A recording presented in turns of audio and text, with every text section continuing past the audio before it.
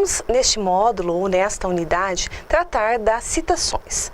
Vamos continuar seguindo o nosso manual de normalização bibliográfica para trabalhos científicos, que foi um manual desenvolvido pela equipe de bibliotecários da UEPG, com a finalidade de orientá-los para o uso das normas técnicas. Hoje, especificamente, vamos tratar da NBR 10520, que trata das citações. Então, vamos definir citação. É a menção no texto de informação extraída de outra fonte. Revistas, livros, internet, CD, disquete, antigamente, né? Fita de vídeo, enfim, para esclarecer, ilustrar ou sustentar o assunto apresentado. Citar é extremamente importante, porque vai enriquecer o teu trabalho, o conteúdo, você irá justificar cada vez mais o tema de pesquisa e irá provar que você fez um levantamento bibliográfico exaustivo e vai cada vez mais citando autores de trabalhos dos diversos formatos, artigos de revistas, livros, capítulos de livros, trabalhos apresentados em eventos ou outro tipo de publicação. Você vai mostrar que você se empenhou fazendo uma vasta busca sobre o tema e sobre o assunto, e irá agora representar esse conteúdo no seu trabalho, na sua monografia, na sua dissertação ou na sua tese. Importantíssimo citar, porque reforça e fundamenta ainda mais o tema de pesquisa. Porém, temos que tomar os cuidados de não cometer o plágio, ou seja, copiar conteúdos que não são nossos. Para isso, existe a norma de citação, que tem o objetivo justamente de permitir que se faça a citação de outras obras, de outros autores, de outros pontos de vistas, e de forma correta, ou seja, enriquecendo o trabalho. Então, o que tem que ficar muito claro para nós? Que nós temos dois tipos de citação, a citação direta e a citação indireta. A direta é aquela na qual fazemos a cópia literal, né? Transcrevemos exatamente o que o autor do texto que lemos ou o afichamento que fizemos de um determinado artigo ou um documento e faz a transcrição literal. E a citação indireta é aquela em que nós vamos reproduzir as ideias do autor lido, porém sem essa transcrição literal. E aí nós temos que ter muito claro a situação dos sistemas de chamada. O mais comum utilizado é o sistema autor-data, que nós vamos fazer uma explanação mais detalhada nessa sequência. E temos também o sistema numérico, que eu pretendo que vocês tenham pelo menos uma visão de como é o sistema numérico. Hoje, o sistema mais adotado é o sistema autor-data. Por quê? Ele contextualiza o documento, né, cronologicamente. Eu lendo o seu trabalho, quando você utiliza o sistema autor-data, eu consigo ter uma noção da cobertura cronológica da tua pesquisa, se o pensamento do autor é mais antigo, é mais novo, ou se teve uma cobertura dos últimos 5, 10 anos. E o autor-data vai ser naquele sistema em que você cita o sobrenome do autor e o respectivo ano de publicação. Muitas vezes fica um pouco repetitivo, porque você acaba repetindo, né? O autor, segundo, fulano, né? Fulano, mas é importante porque você contextualiza cronologicamente e dá a noção de recorte temporal que você utilizou na sua pesquisa. Então, inicialmente, vamos lá nos ater um pouco mais do autor-data. Sistema autor-data, ele sempre vai utilizar o sobrenome do autor no contexto da frase ou ao final da citação ou da frase da citação. Então, eu sempre vou colocar para vocês aqui um modelo em que eu estou colocando um exemplo da citação do autor, né, no contexto da frase, fora do contexto da frase, e como esse autor será referenciado ao final do trabalho. Importantíssimo que todos os autores que são citados no trabalho sejam efetivamente referenciados ao final do trabalho. Isso, né, reforça e indica o documento que você utilizou. Então, o mais comum é utilizarmos o sobrenome do autor. Outro fato bastante importante e um detalhe que nós temos que considerar é que a entrada do autor na citação é igual à entrada da referência na lista ao final do trabalho.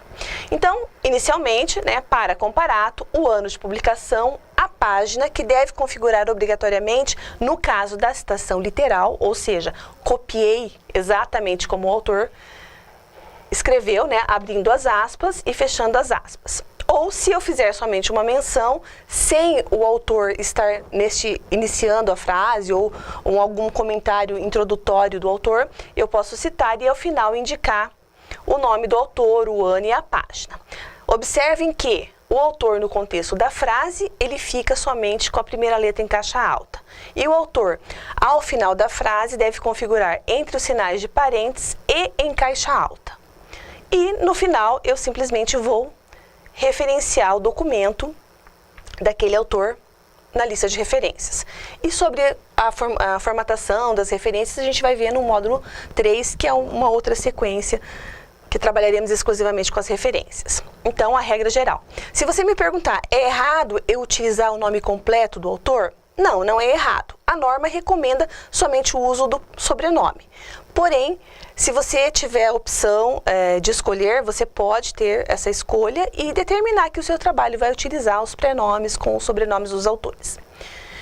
Bom, inicialmente, então, vamos continuar exemplificando aqui para vocês. Então, um autor, simplesmente no contexto da frase, fica muito fácil.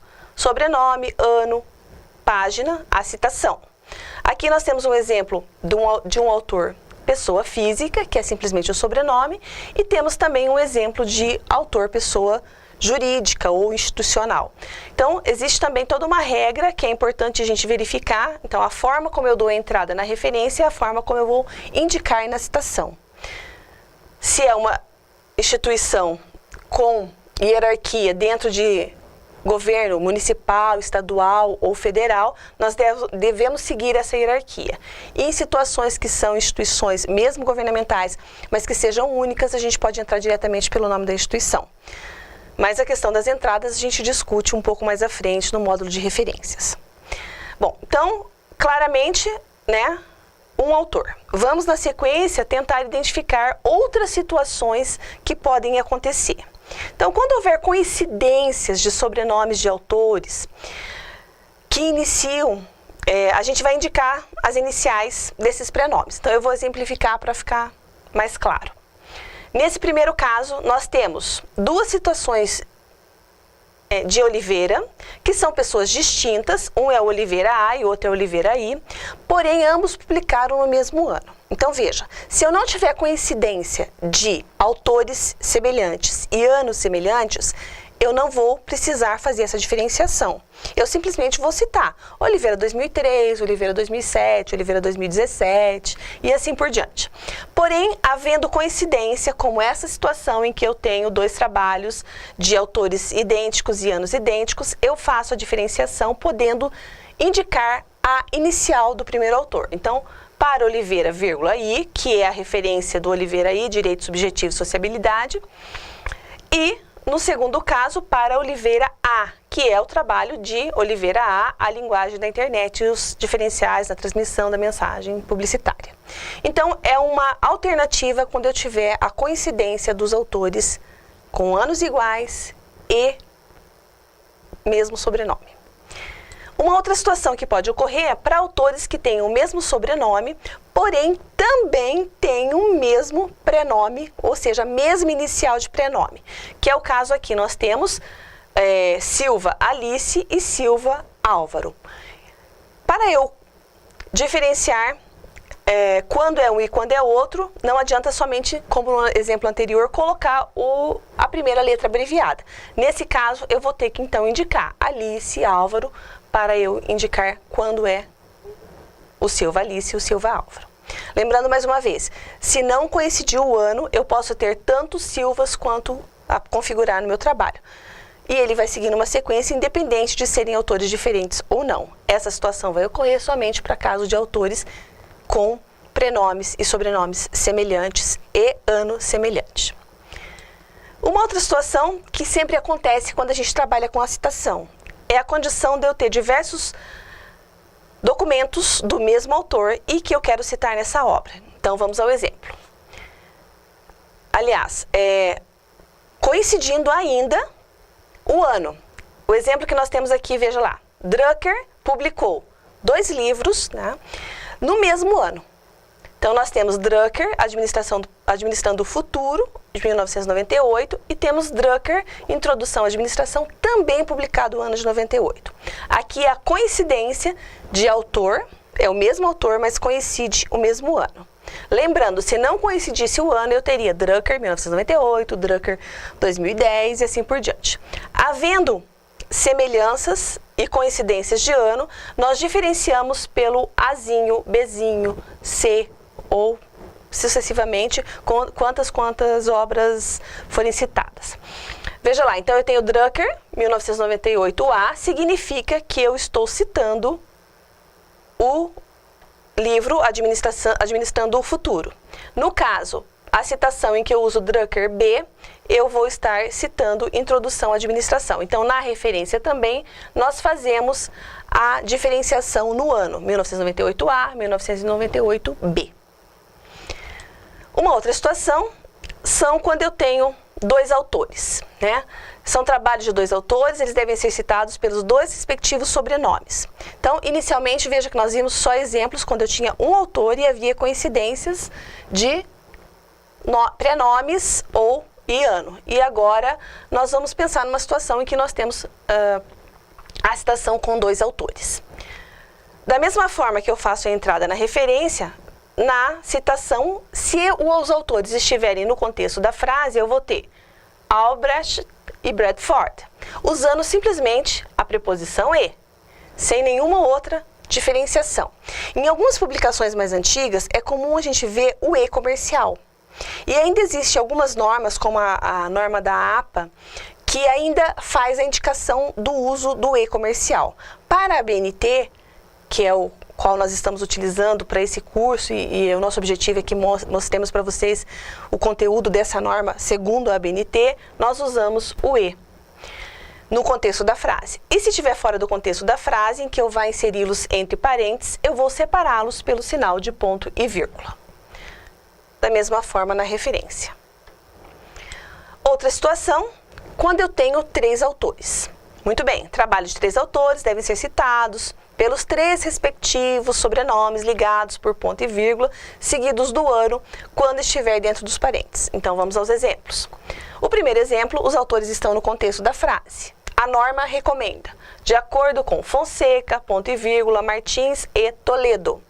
Essa é a forma. Então, o ano, a paginação e a citação. Se estiverem fora do contexto da frase, vão ficar entre parênteses, ao final da citação, Greenover, ponto e vírgula, Fernandes, ponto e vírgula, Gomes Filho, vírgula, o ano e a indicação da página. Na lista de referências, a mesma entrada, né, dos três autores. Outra situação, quando eu tenho mais que três autores. Nesse caso, não se recomenda que se indique mais que três no contexto da frase, da citação. Então, veja lá, nós vamos substituí-los pela expressão et al, que significa e outros e o ano. É uma expressão latina, bastante utilizada e que, se o autor optar por utilizar traduzida, ele pode até colocar fulano, beltrano, ciclano e outros. Mas o mais comum e mais utilizado é a expressão et al.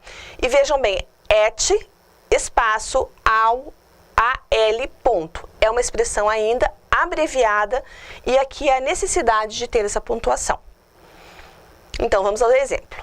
Aqui eu tenho, né, a escola, tem por responsabilidade, estou fazendo uma menção, citando, e isso referencia-se ao trabalho de Bartalo et al.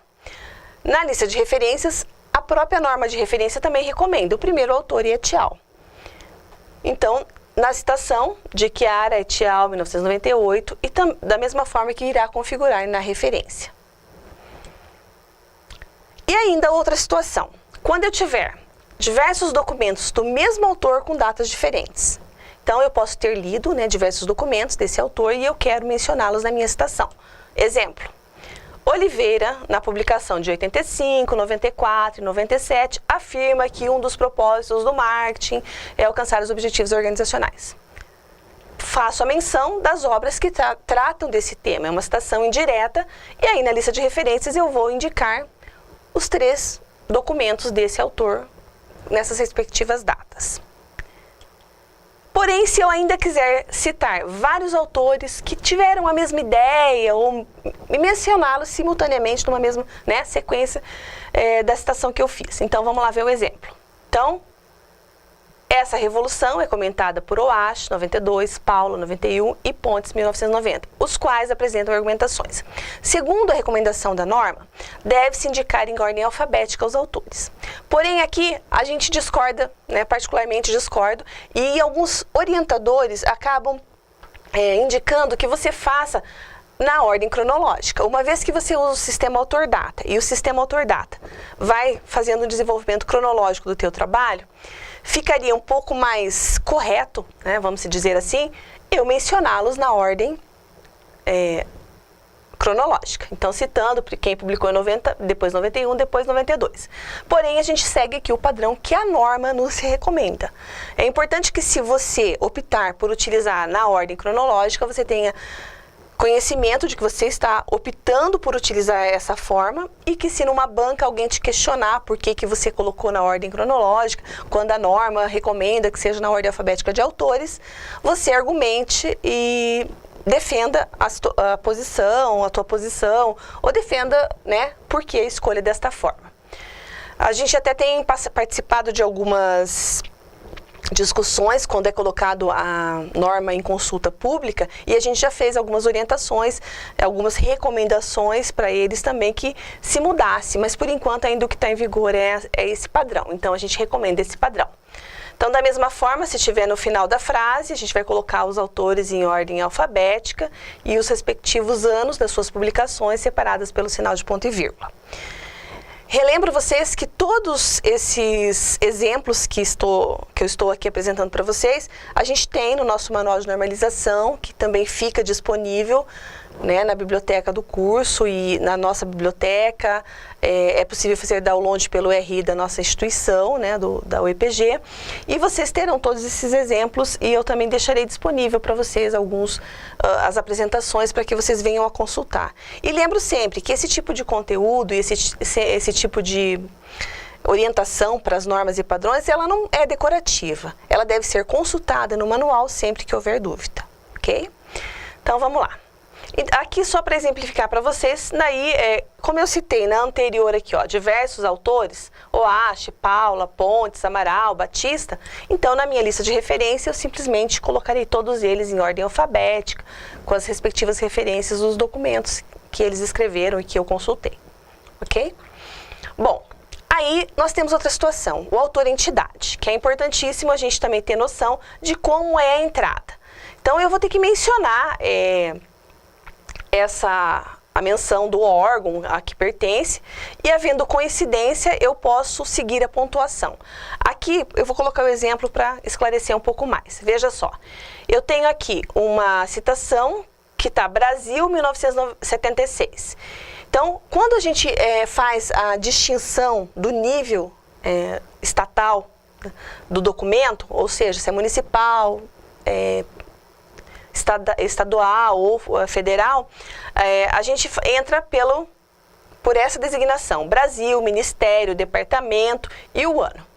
Então, essa hierarquia é seguida, e se houver coincidência na citação, a gente não deixa só até Brasil, a gente faz um pouquinho mais. Veja só, aqui eu teria dois Brasil 1976, dois documentos que são do ano de 76 e que foram publicados por instituições vinculadas ao governo federal. Então, nesse caso, veja que nas referências, ó, eu tenho Brasil, Ministério da Educação, Departamento de Ensino Médio, é um dos documentos. Tenho Brasil, Ministério da Cultura, Instituto Nacional de Estudos e Pesquisas Educacionais, é outro documento. Então, na minha referenciação, se eu colocar somente Brasil 1976, eu não vou estar designando especificamente qual documento que eu utilizei. Então, nesse caso, a gente faz um pouquinho mais a entrada da referência. Entra por Ministério, Instituto, entra por Ministério, Departamento, para que eu consiga, ao consultar a sua lista de referências, identificar quando é um e quando é outro documento. Aqui não se aplica aquela questão do Azinho, Bzinho, como a gente fez o exemplo do Drucker, porque são órgãos distintos. Se fossem órgãos semelhantes publicados em anos iguais, nós poderíamos atribuir o A, o B, mas aqui diferencia o autor, ou o produtor, o editor, ok? Bom, e pode ocorrer também publicações sem autoria. Claro que para finalidade de citação num trabalho acadêmico, numa dissertação ou numa tese, você deve consultar aqueles documentos científicos, revisados por pares, publicados por editores ou por revistas que tenham os seus pares, que façam processos seletivos dessas publicações. Porém, às vezes você pode consultar um documento ou um artigo de revista, um artigo publicado em algum jornal e que tenha a ver com o teu conteúdo e que você queira citar. Então, pode acontecer de não ter um autor. Não tendo um autor, pessoa física nem jurídica, nós vamos entrar pelo título do documento. Então, nós temos um exemplo. Tá? Aqui é um artigo que foi publicado na Supermix, uma publicação seriada de Curitiba e que não tem autor. A referência entra pelo primeira palavra do título em caixa alta. Então, quando eu faço a menção e a citação desse documento, eu também tenho que seguir a mesma entrada que está na referência. Então, primeira palavra do título em caixa alta, posso utilizar as reticências, o ano e a página da onde foi retirado aquele exemplo da citação. Aqui um outro exemplo, né, uma publicação da Gazeta do Povo, que é um artigo que interessou, teve a ver com o tema, né? Então, a gente vai fazer a entrada pelo primeira palavra do título em caixa alta e também a citação será mencionada pela primeira palavra do título em caixa alta. Bom, outra coisa bastante importante e que eu quero destacar e quero que memorizem isso e tenham isso muito bem gravado é a questão da data. Quando trabalhamos com o autor-data, nós obrigatoriamente devemos contextualizar no tempo a data de publicação do documento, ou seja, eu tenho que dizer se é uma data certa, se é uma data provável, se é uma data aproximada, a gente pode pôr o CA, se é uma década certa, um século provável. A grande maioria das publicações de hoje sempre trazem a data de sua publicação. O mercado editorial tem sido bastante rígido, no sentido de exigir, né, que se configure a data de publicação. Aonde que você identifica essa data de publicação do documento? Na folha de rosto do livro, na ficha catalográfica do livro que está no verso da folha de rosto, ou mesmo nas revistas, no editorial, nas capas, nas notas de rodapé, nos eventos, enfim. Mas pode acontecer de você pegar algum documento, um folheto, um encarte, ou enfim, uma publicação mais antiga, dependendo da tua área de atuação, que você não encontre registrado a data desse documento. Até um tempo atrás, algumas referências, algumas citações indicavam o SD, que significava sem data. Mas isso não se usa mais, então a gente deve obrigatoriamente contextualizar. Então aqui a gente tem alguns exemplos, né, de como você pode indicar a data de publicação desse documento. Na dúvida, você pode consultar o manual e verificar como que você pode contextualizar essa data. Claro que você vai fazer isso lendo o conteúdo do documento, vendo ali historicamente em que data, em que século, em que ano poderia ter sido editado aquele documento. Mas então é importantíssimo que a gente nunca deixe sem data. Bom, então agora a gente vai entender. As citações diretas, que são aquelas situações em que eu transcrevo literalmente um texto, né? Eu tenho duas formas de fazê-la. E ela vai se configurar como uma citação breve, que a gente chama ou citação curta, onde ela é estruturada em até 3 linhas. Então, se eu estiver transcrevendo um texto e ele caiba dentro do meu parágrafo, do meu texto, em até 3 linhas, eu vou mantê-la como transcrevendo literalmente no texto. Se ultrapassar, é outra situação que nós vamos ver na sequência. Então, uma situação breve, ela vai ocupar até 3 linhas, eu vou mencioná-la entre aspas, né?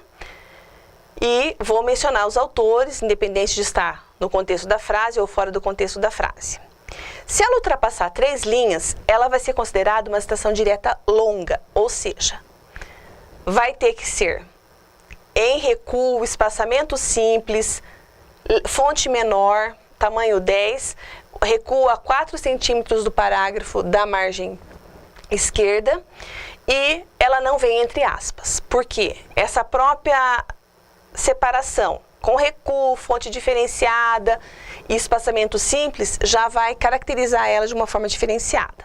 Então, aí cita-se normalmente fazendo esse recuo. O que tem que cuidar aqui em algumas situações que muitas vezes você transcreve no texto, ela ultrapassa lá 3 linhas e uma palavra na 4ª linha. Se você for jogar ela para citação longa, com recuo, diminuindo a fonte, pode não ocupar tantas linhas. Então, assim, a gente tem esse cuidado. Se eu tiver uma frase introdutória, né, se passar uma palavra de 3 linhas, tudo bem, mantenha ela no texto. Mas se ela passar mais que 3 linhas, for um pouco mais longa, a gente tem que seguir a recomendação para a citação longa. Aqui um outro exemplo, né, que o autor no contexto da frase. Veja aqui que no exemplo anterior não existe um autor no contexto da frase. Então, no final dessa citação, eu vou indicar o autor, o ano e a página. Nesse outro exemplo, o autor já está no contexto da frase. Então, eu já posso indicar o ano, a página e aí entrar com a citação. E no final do trabalho, na lista de referência, indicar aquele trabalho. Outra situação que ocorre bastante é a questão das supressões, interpolações e ênfase. Então, quando eu faço uma citação literal, copiei tal qual ou idêntico ao que foi publicado, o que nós temos que... Mas eu quero fazer algum destaque, alguma recomendação, alterar alguma coisa. Tudo que eu for fazer, que eu for suprimir, ou acrescentar, ou destacar um pouco, dando ênfase, eu devo fazer entre o sinal de colchetes. Então, veja lá. Aqui eu estou suprimindo uma parte, então eu coloco colchetes e resistência. Ao final, eu também vou omitir uma parte, o colchetes e as reticências ao meio. E no final, eu vou indicar a referência normalmente. Outro exemplo de supressões e interpolações. Quando eu quero inserir uma palavra que não esteja no contexto original da citação que eu estou copiando ou transcrevendo, mas eu quero destacar alguma palavra que vai reforçar esse conteúdo. Como aqui, neste cenário, as bibliotecas, mas eu quero destacar que são as universitárias. Então, eu abro o colchetes, indico universitárias, e aí isso significa que, quando está entre colchetes, é um acréscimo meu e não do autor que efetivamente fez aquela citação. Okay? E da mesma forma, se eu for suprimir no começo, no meio ou no fim, eu sempre devo utilizar os colchetes, as reticências e o fechamento com colchetes. Outra situação bastante importante que eu acho legal destacar para vocês é a questão da citação das informações extraídas da internet. Claro que para o trabalho de vocês vão ter que sempre se respaldar em publicações, como eu já falei anteriormente, científicas, revisadas por pares. A internet, quando a gente fala em canais extraídos da internet, são aquelas publicações que não tiveram o fundo científico. Às vezes eu crio um blog, tenho lá um site, ou uma publicação aleatória que eu encontrei e eu quero mencionar. Não tem tanta validade científica, mas é importante que a gente cuide que podemos citá-las. Mas aí, claro que você vai ter toda uma conversação com o orientador e que vai validar se esse documento é importante ou não de ser citado no seu trabalho. Mas, sendo extraído, a regra é geral, a gente aplica da mesma forma, tendo autor, a gente cita o autor, não tendo autor, a gente entra com a primeira palavra do título. E o que vai diferenciar é que na lista de referências nós obrigatoriamente teremos que indicar o site de acesso. Então, aqui no primeiro exemplo, é disponível em, abre ali o sinalzinho de maior ou menor, vai configurar o endereço completo, a URL, e importantíssimo a data de acesso. Isso porque, para você não correr o risco de eventualmente retirarem do ar ou efetivamente na época que você consultou existia e depois de alguns anos ou alguns meses não existe mais. Então, mais para exemplificar para vocês, tá? Eu posso também fazer citação de dados obtidos por canais informais, ou seja, uma informação verbal.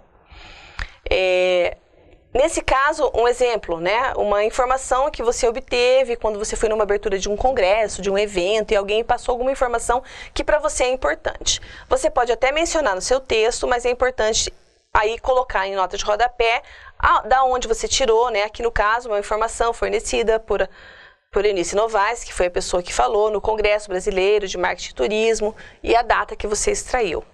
Lembrando também que tem que ver a formalidade do documento para você citar e se realmente é pertinente.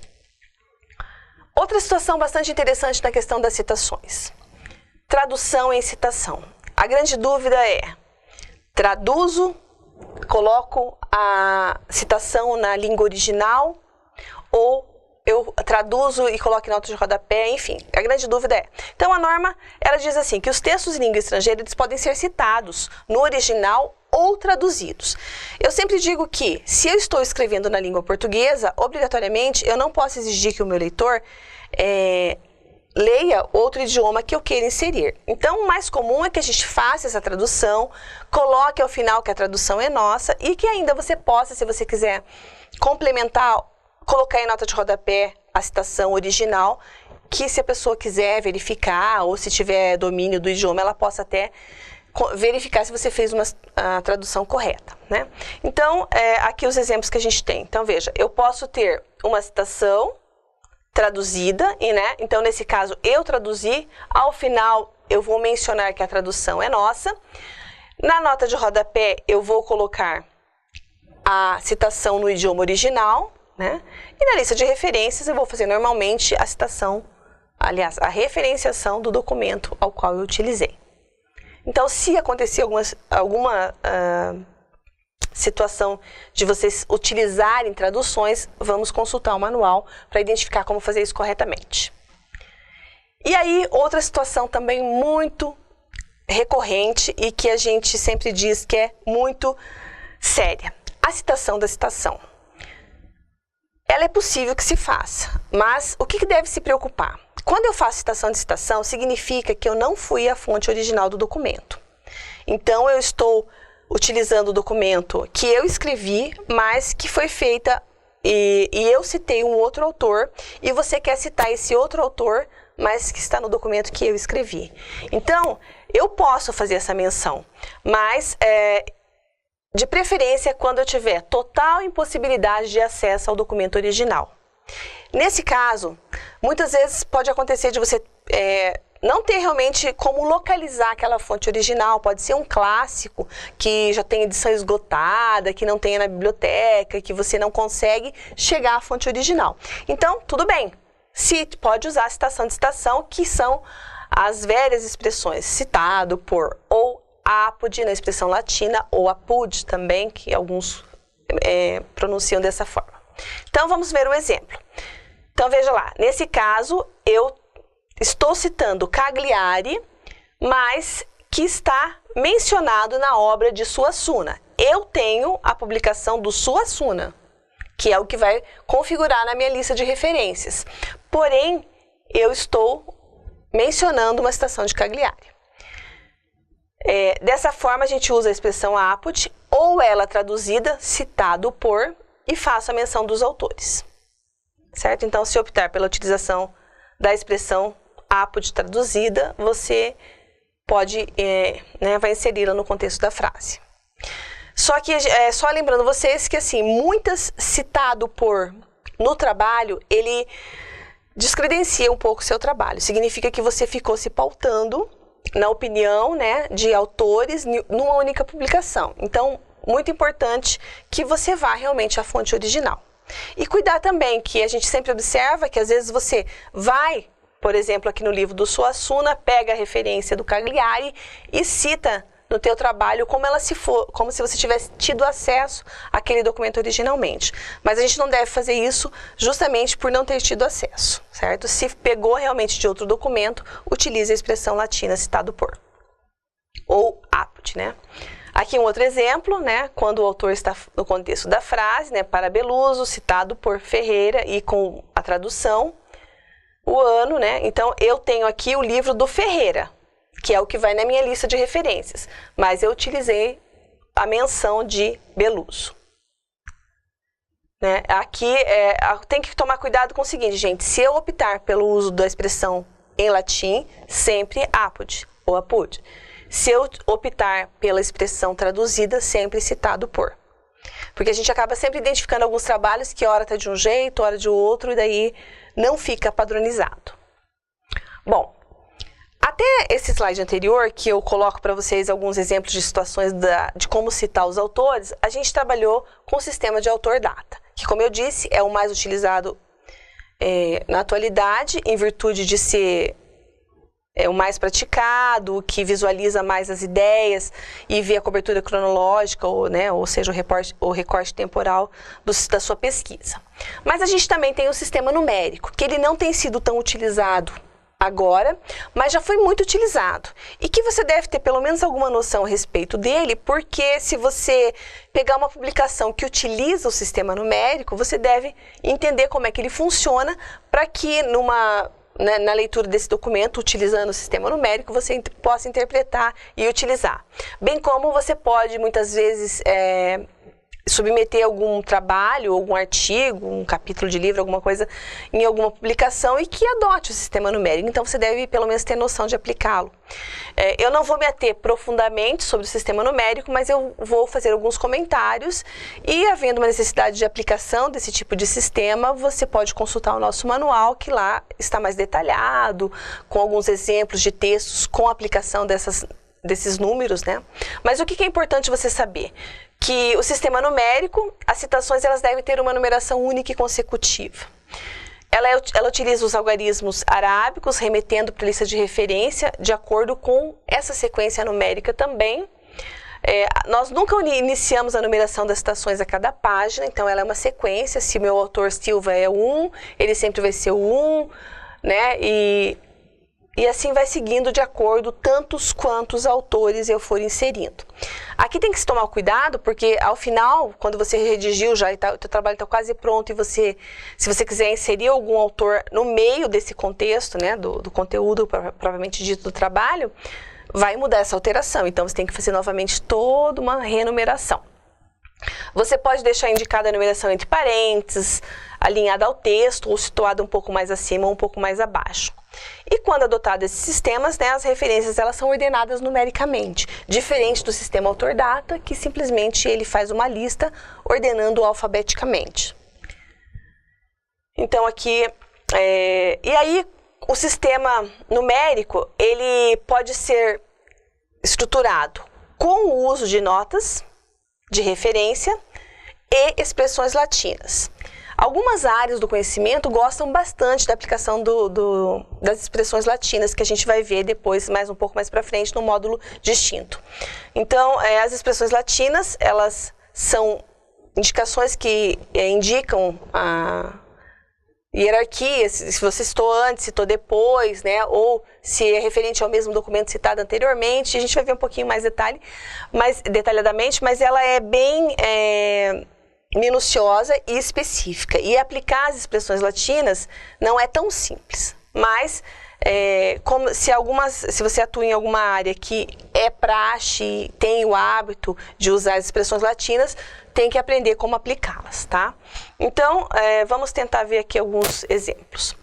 Aqui, o sistema numérico sem o uso das expressões latinas. Então, eu vou citando os autores e vou fazendo a menção dos números. Temos aqui o exemplo: Guimarães, Viana, Leifert e Abranches. Então, aqui eu indico o documento 1, 2, 3. Pode estar entre parênteses, no mesmo nível da linha, pode estar um pouquinho sobrescrito, né? E aí, a minha lista de referências vai configurar a ordem que eles foram aparecendo no texto. O 1 foi o Guimarães, o 2 foi o Leifert e o 3 o Abranches. Então, esse sistema ele permite que eu coloque tanto em nota de rodapé as referências, como ao final uma lista em ordem numérica. E quando eu vou fazer o sistema numérico com referências de expressões latinas? Então, a numeração também é única e consecutiva, e a lista de referências vai apresentada em ordem alfabética, e a numeração do autor, fonte, no texto não será respectiva à mesma lista de referência, porque nós vamos intercalando as expressões latinas. Então, aqui nós temos um exemplo. Veja lá. Faço as citações, né? A minha primeira frase refere-se ao documento 1, o segundo parágrafo ao documento 2 e o terceiro ao documento 3. Isso significa o quê? Mas aí eu aplico a expressão latina. Então, na nota de rodapé, eu vou indicar. O documento 1 trata-se do livro O que é Virtual, de Pierre Levy. O documento 2 é o Murilo Bastos da Cunha, que escreveu As Tecnologias da Informação e a Integração das Bibliotecas Brasileiras. Porém, o livro 3, a citação 3, que se refere numérica 3 ali, refere-se a Levi Opsit, página 15. Então aqui eu estou aplicando a expressão latina. Significa que é o autor, o mesmo Levi anteriormente citada, mas houve uma intercalação e é a página 15, porque a primeira era na página 21. E daí na minha lista de referências eu vou elencando a ordem numérica, mas assim, nem sempre a ordem que vai aparecer aqui na lista de referências vai ser igual a que foi mencionada no texto. Aqui que eu falo que complica, e por isso essa aplicação da expressão latina, ela é bem minuciosa e detalhista, e aí a gente tem que saber aplicar. Então veja, aparece na nota de rodapé e ainda aparece no final da lista de referências. Se você optar pelo uso, vai ter que estudar um pouquinho mais, pegar um manual, verificar quais são as expressões latinas existentes, quando se aplica, em que situação, ok? Bom, e aí ainda eu quero destacar para vocês a questão da citação e dictação no sistema numérico, porque vocês viram que é fácil no sistema autor-data. Fulano citado por Beltrano, né? E menciona o ano e a data. Quando é na citação no sistema numérico, a gente vai usar os números, obviamente. Então, o primeiro autor eu coloco 1 e normalmente nós vamos para a nota de rodapé, certo? Porque aqui aí eu vou indicar que na minha expressão 1 é o Cagliari, de 1994, citado por o Apo de Suassuna, e o 2, que é outra situação de outro livro, Beluso, citado por Ferreira e assim por diante. Ok? Então, tem uma pequena diferença, por isso que eu quero destacar aqui. Bom, até aqui nós tivemos uma pincelada geral na questão da norma 10.520, que trata de citação. Lembrando a vocês que é importantíssimo citar para enriquecer o seu trabalho. Nunca copiar, porque você pode cair na condição de plágio, e além de que denegrir o conteúdo do teu trabalho, toda uma produção. Então, vocês viram que é possível citar, seguindo os padrões, as normas e as regras recomendadas pela norma. Então, consultem, vejam as dúvidas de vocês quando vocês forem fazer. No nosso manual também existem alguns textos com os modelos de quando aplicar o sistema alfabético, o sistema numérico. E, realmente, citar pode dar todo o crédito para você e mostrar que você se empenhou, se dedicou e buscou a literatura para embasar ainda mais o teu tema de pesquisa. Mas sigam as regras e vocês terão um grande sucesso na produção de vocês, ok? Então, muito obrigado e vamos lá!